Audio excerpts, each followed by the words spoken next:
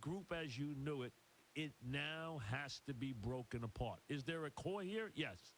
Is this still Coughlin's team? Absolutely. Coughlin has earned the right, and there is someone going to nip at his heels here, but they were nipping at his heels all the time. I mean, they wanted him out years ago. They didn't get it. The man turned around and stuck it to him by really forging a great championship run and a historic championship game, and that bought him what he deserved because he's always been a really good coach, and he gets a chance to rebuild this one more time. Whether his cycle is 2 years or 3 years or 4 years, he gets to take this core and rebuild one more run in another championship before he rides off into the sunset and hands the baton to somebody else. But you know what?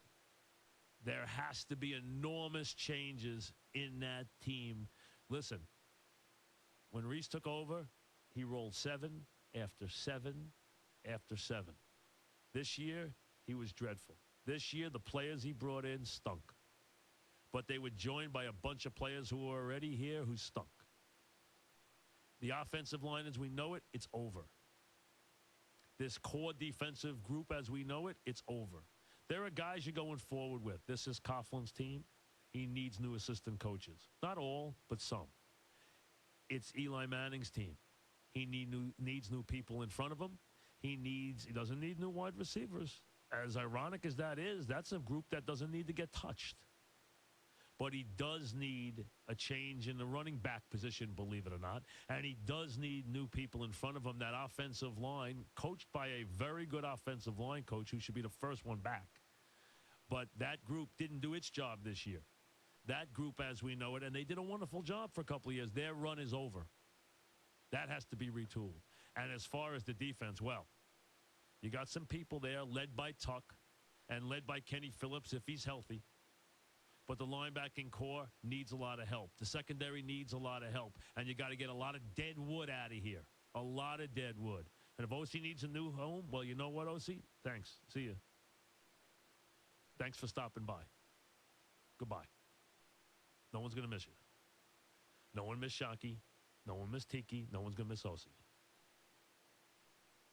Because his attitude is not a winning one. And this team had no fight in it. None. Zero. No fight. When this team got a roll going yesterday, if they had scored that first touchdown, would this game have been different? It might have been. My brother John was over yesterday because he wanted to watch the Eagles. And he said to me, you know what, I think if the Giants had that first touchdown count, they would have been different. I said, you know what, they might have been because they're such front runners. As soon as they had a little adversity, they just said, you know what, we can't, it's too tough. We can't deal with this. And Carolina, which had nothing to play for, kicked them up and down the field.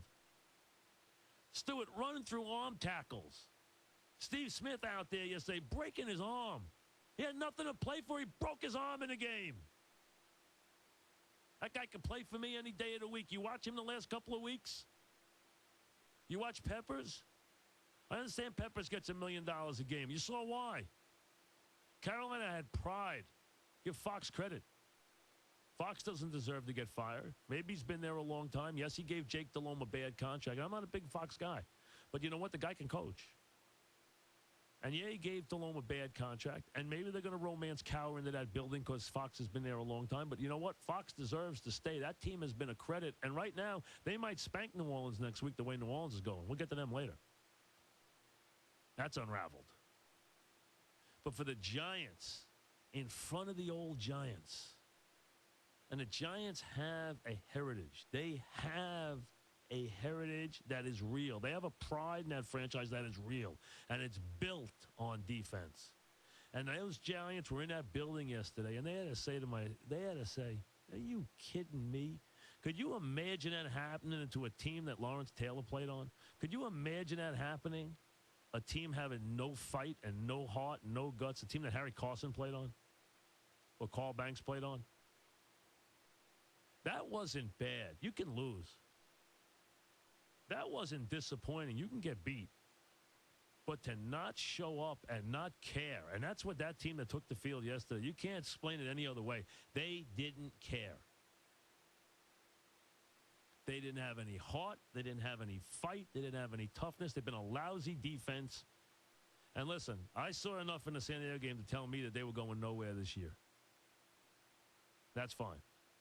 So I didn't expect anything from them. but you can expect them at least to try and to care. And this team didn't fight and didn't try and didn't care. And for that, they owe everybody an apology. And there should be amazingly big repercussions from that inside that franchise. You're going into a new building. You're shaking down people for a ton of money. You have those blight impersonal seat licenses that you're going to scam the people with. You know what? That's all well and good. There's no way around that. That's sports in 2009. You're either a participant or you're not. You always have the chance to put the money back in your pocket. That's your prerogative. I know you love it, but you still always have the right to put the money back in your pocket. That's your prerogative. If you spend it, you spend it. It's your business.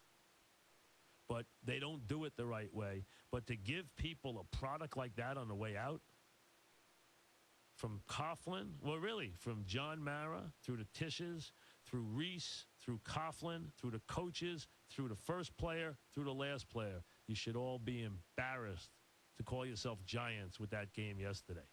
Back after this. The Fan, WFAN New York.